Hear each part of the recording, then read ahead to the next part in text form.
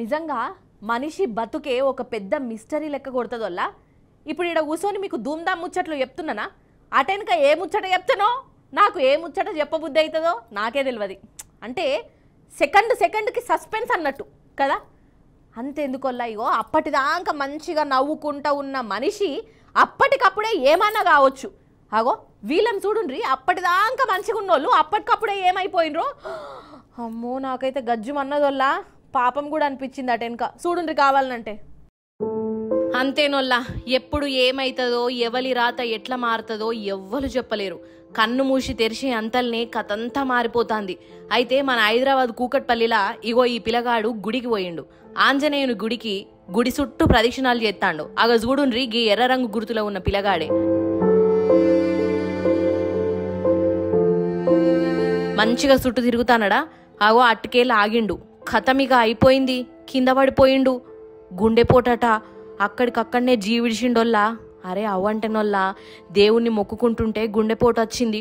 చూసేందుకు మంచిగానే ఉన్నాడు పిల్లగాడు, ఇంకా పెళ్లి కూడా కాలేదు. కానీ చూడు ఆవుసు ఎట్లా తీరిందో.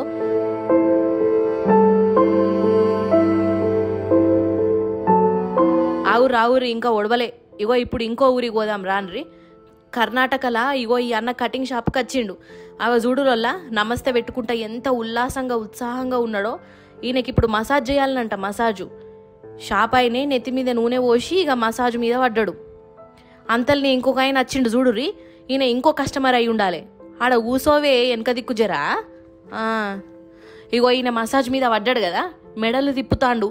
చూడుర్రిగా వెనక షీర్ ఏమవుతుందో.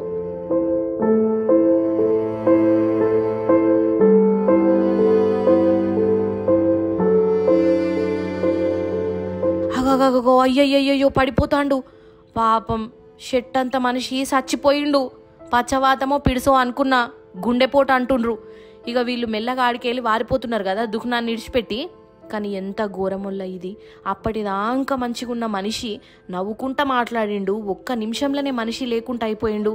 అందుకే అంటనొల్లా, మనిషి జీవితంలో ఎప్పుడు ఏమవుతుందో ఎవ్వరూ చెప్పలేరు, ఎవ్వరి తరము కాదు అని.